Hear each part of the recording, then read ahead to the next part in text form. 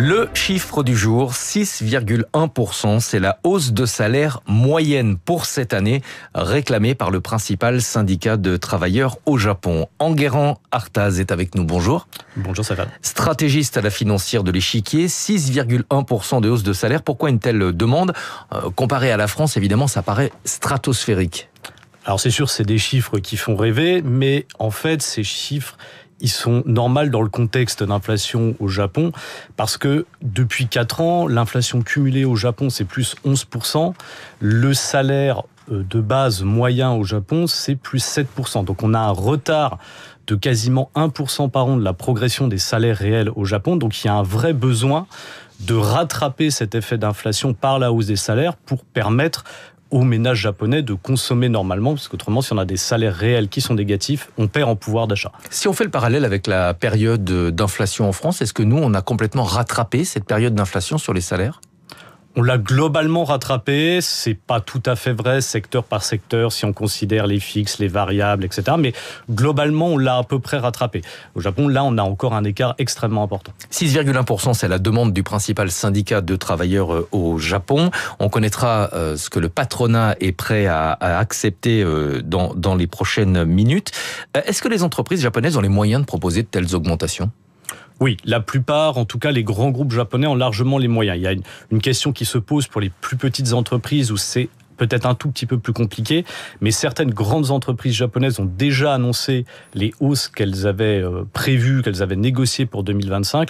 On peut prendre par exemple le groupe Hitachi qui a annoncé une hausse de 6,2% pour l'année, ou Mitsubishi Chemicals, c'est plus 7% pour cette année. Donc ces entreprises ont largement les moyens de le faire. Alors 6,1%, ce serait une très bonne nouvelle pour les salariés, d'autant que c'est une moyenne. On imagine que certains auront une augmentation de salaire encore plus élevée. Est-ce qu'il n'y a pas un risque quand même d'effet de second tour sur l'inflation ? C'est-à-dire les hausses de salaire alimentent la hausse des prix à la consommation dans les rayons des magasins ?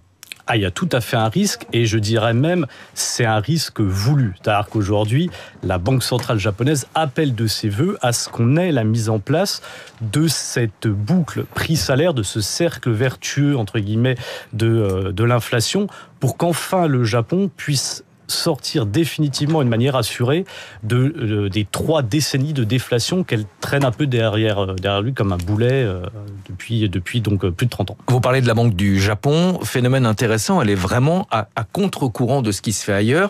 En Europe, on attend encore une baisse, peut-être pas lors de la prochaine réunion, mais on attend encore dans les prochains mois une nouvelle baisse de taux. Aux États-Unis, on est sur un statu quo, mais on vient d'avoir plusieurs baisses consécutives.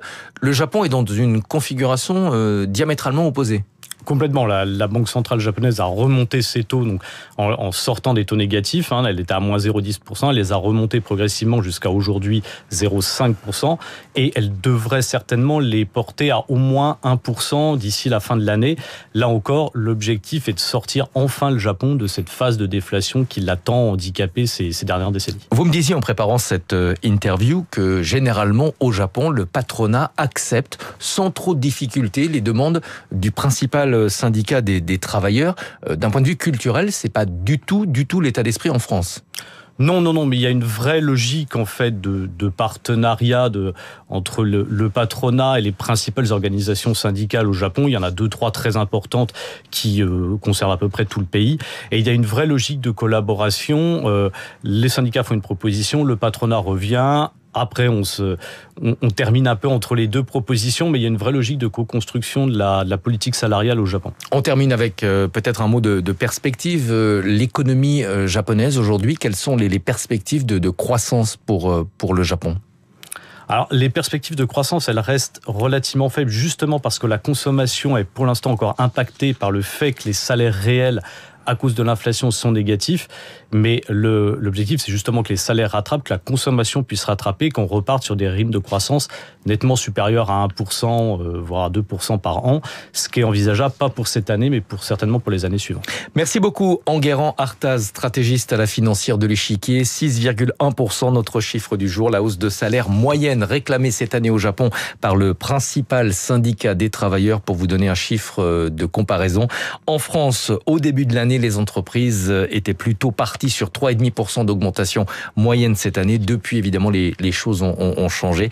Et avec les récentes annonces sur les besoins de financement du secteur de la défense, on se dirige sans doute vers un chiffre réel qui sera bien en dessous de 3%. 6h56, c'est la fin de cette matinale écho à suivre dans un instant. David Abiker sur Radio